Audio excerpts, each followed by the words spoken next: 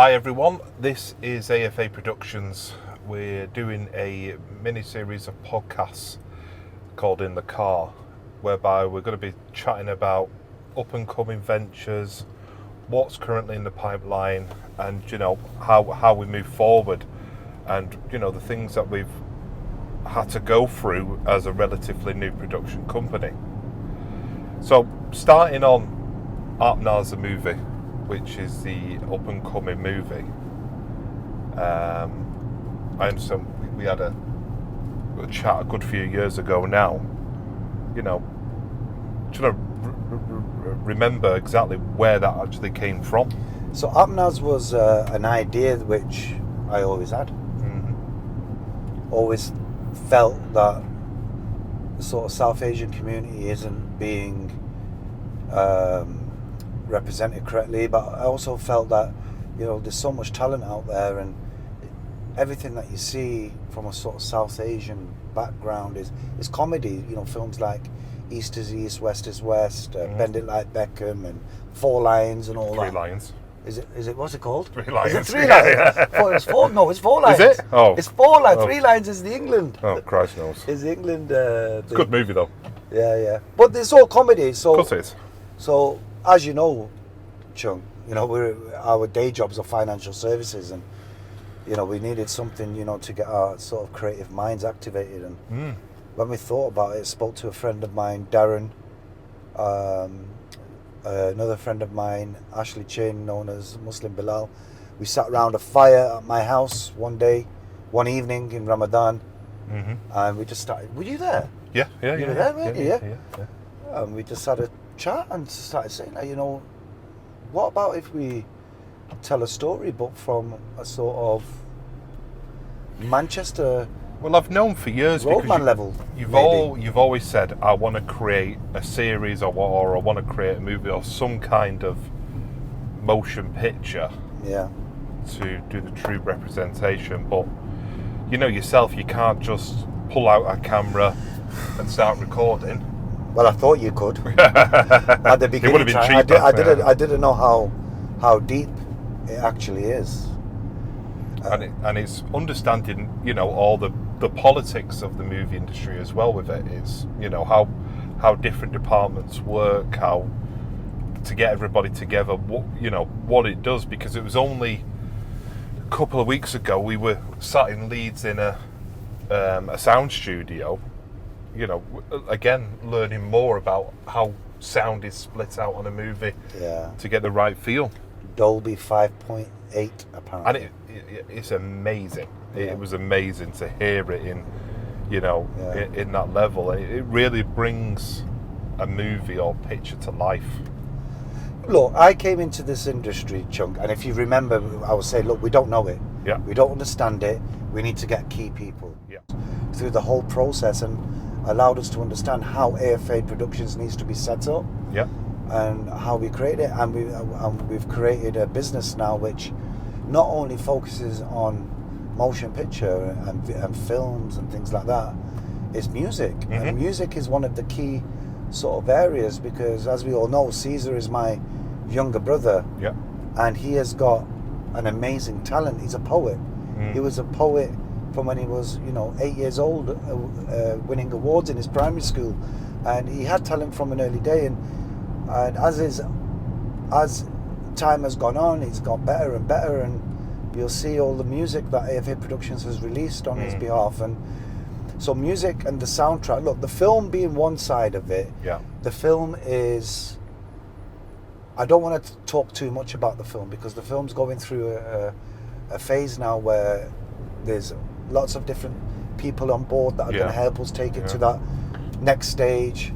For a theatrical release. But let's park the film for 1 second then. Yeah. And let's have a look at the music production side. Obviously, because we know Ceazaa has done tracks prior to the movie, but has never been given an opportunity to get a release and push his music out there. Obviously, when we formed AFA Productions, we've then set up the music side of things as well. Yeah. And that just doesn't include, obviously, the tracks themselves. It includes, obviously, not every track, but a lot of music videos as well. which is obviously a completely different category to creating a movie. So it's working with the different providers, streaming services like Spotify, Apple, YouTube. Well, you know yourself, like the fun part of it Mhm. is sat in the studio with the artist, Yeah. making the music, Yeah. or you're watching an engineer create a beat and creating something which is special and it's got your head rocking, and then the artist goes and does his magic. But that's actually the fun part of it for us anyway. Yeah. For the artist, that's the hard part, because they have to think about the bars they're spitting, Yeah. their flow and all the rest of it. Yeah. And for us, that's the happy time, the exciting time, Yeah, watching this type of stuff come to life. Mhm. But There's everything behind, which a lot of the work Exactly. itself is the admin side, because if you're working with more than one artist, or even the one artist, each track is in with its own rights. So each track has got to be contracted. You've got to make sure that everybody's got their fair share of royalties and what's agreed. Registering these tracks, getting them up, getting all the artworks done, and pushing them out to all the streaming services. yeah, and then also making videos on the back of them. And I mean, music. One thing for us is that I don't feel. I mean, within the team itself, within the management structure, some people are for it, some people agree with me. Is that I don't feel every single song needs a video. No, Yeah. because that's probably back way when you had music channels on TV. And that was the only way to really listen to music Correct, online, yeah, because yeah, you yeah. used to buy the records or CDs the and tapes. CDs and tapes. Yeah. But I do think that if you've got an absolute banger, you need to put some visuals to it. Yeah. I'm with that. But I don't think everything needs a music video. Not everything. So obviously we've done a few different variations of videos for each of the tracks. So let's start in off at the top, which is Yeah. Raja's, which Yeah. there was some serious kit used to make that music video. Yeah, shout out to G6. G6 actually are the ones that produced the Raja's music video, Rami, and all the team that came with Rami and that. I mean, that was a serious production, but it also cost a lot of money Mhm. to create that music video. And obviously all the equipment that we use. Obviously, if you look back at a previous video on the YouTube channel, you'll be able to see the behind the scenes making of the Raja's video. Yeah. And how it's crazy that these robotic arms can spin, and there's some in the studio which can lift humans up in the air and spin them around, do what you want with them. It's crazy. No, it's nice. It's nice to have these sort of gadgets, and it just adds the production value to the overall production of the music video. Yeah. But again, sometimes you need to spin things around quickly, and Yeah. when you do music videos, you need to get it done within a day, maximum 2 days, Yeah. because that's when the costs start going to another level. And then also you've got artists that are travelling from London and things like that. Yeah. And, Yeah. and when they come in and they're spending 2 days in Manchester, it is tiring for them as well. Yeah. So when you're adding all these things, you have to really set the sort of expectations with the artists and things like that. But again, music videos, the nice haves, but I don't think they're essential for an artist to blow. No, because if you look at, say, the back end of Spotify, you will see that majority of people are listening when they're just driving in the car. Yeah.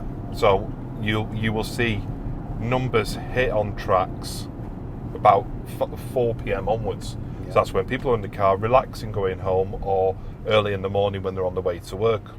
Yeah. They could be on public transport, in their own vehicle, whatever it may be. But you really see it pumping at that point. Well, we've seen that because as a new record label and production company, one thing that I was a little bit like, the feedback I was getting from people that were in the industry, and everyone has their own way of dealing with things and working on things, is that don't release too many songs, do it, maybe one a month or one every 2 months, and build a hype and things like that. Yeah. But from a business perspective, it's different. Yeah. Why? Because we've seen it. Right, we could talk about Ceazaa, because Ceazaa's my brother, and Ceazaa is one of our main artists that's signed to AFA, and he is the guy that we're focusing on a lot at the moment. And when we started releasing his tracks, we had a bag of songs. We could have, going based on other people's sort of suggestions of waiting a month, I had 3 years worth of songs there to release. Exactly. However, Ceazaa was probably getting, when Rajas came out, Rajas was his first song. Yeah.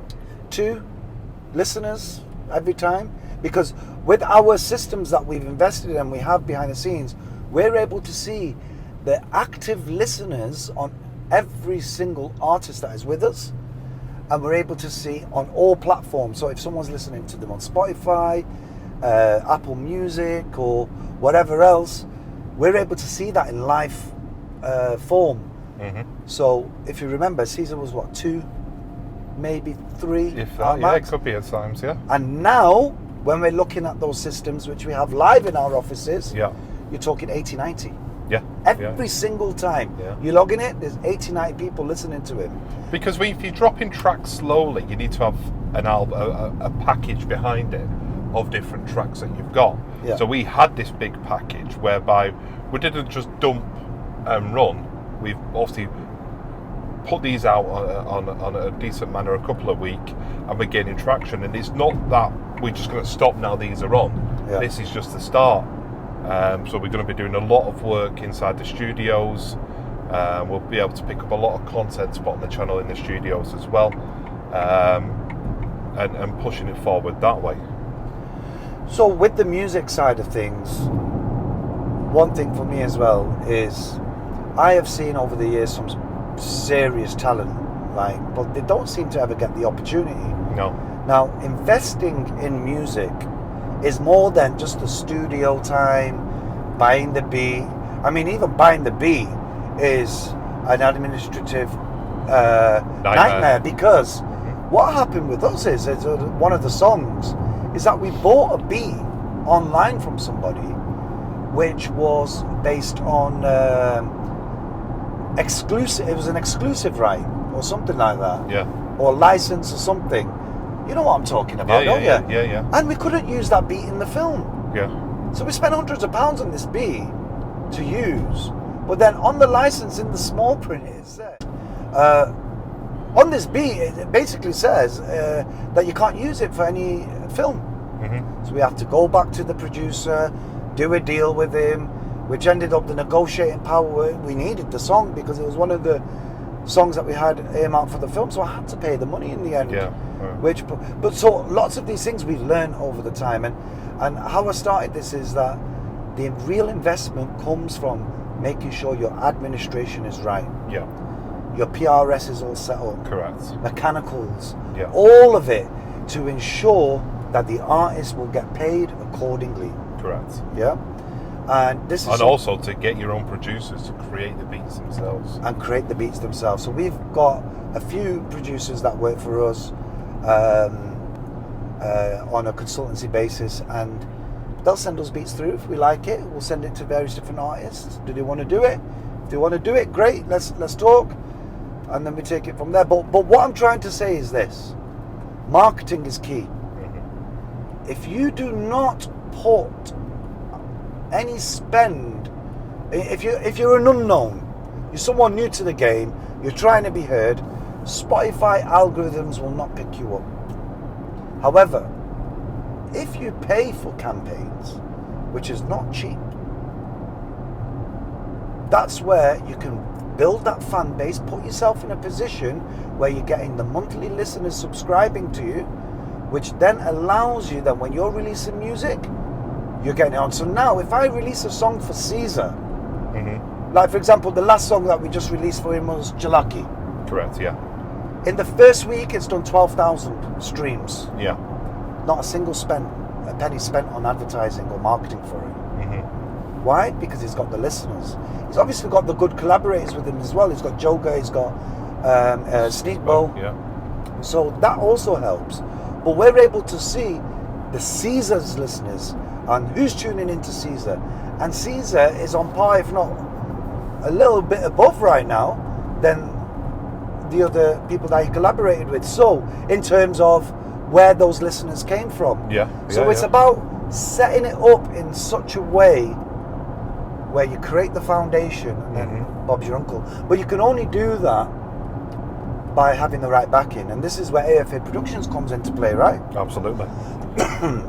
You've got to have a good team behind you, because, you know, there's a lot of guys out there with really good talent, but you need to have people behind you to be able to sort all this out, get everything right, make sure that all the beats are licensed correctly, make sure there's no copyright issues, because when producers make beats, they use different samples as well that they purchase, and obviously other composers use those same samples within their beats, so that can cause issues. So there's all these little bits in between where you want your artist just to focus on making the music and nothing else. 100%. So we're working, excuse me, we're working on lots of different projects right now, music projects.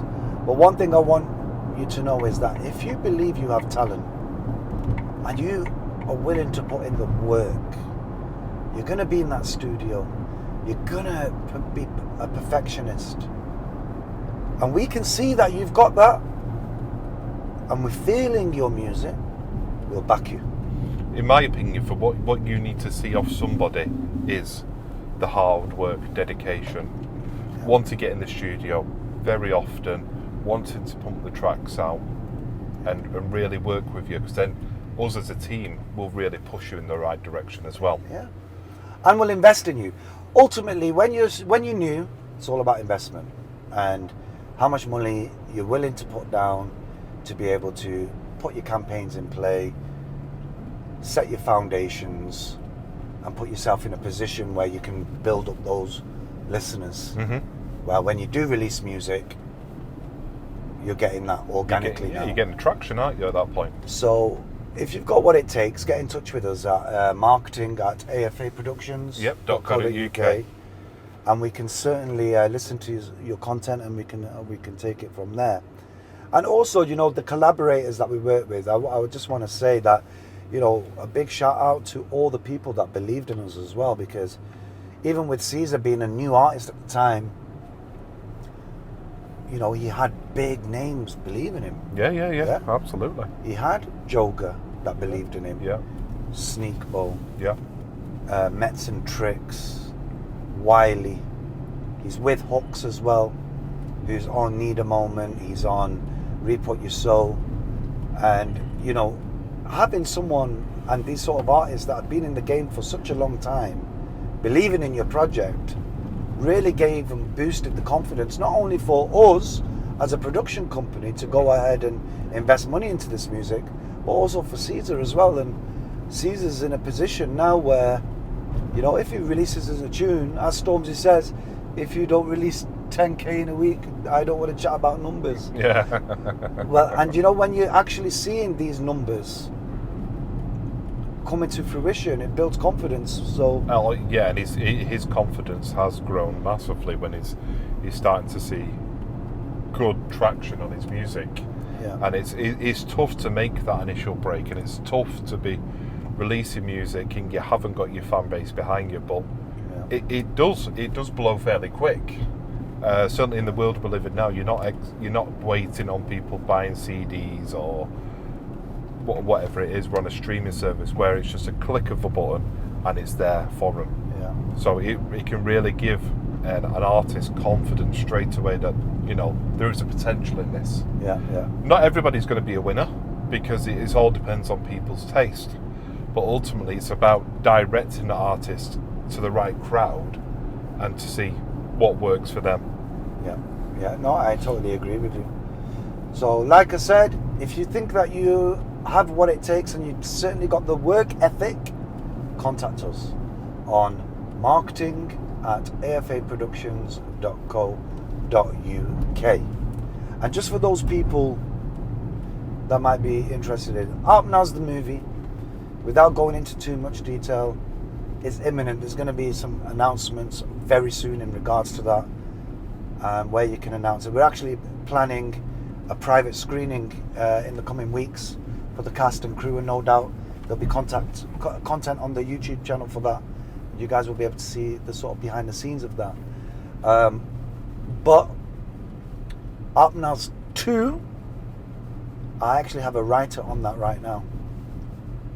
I have the guy looking into it, we've just had a synopsis for it.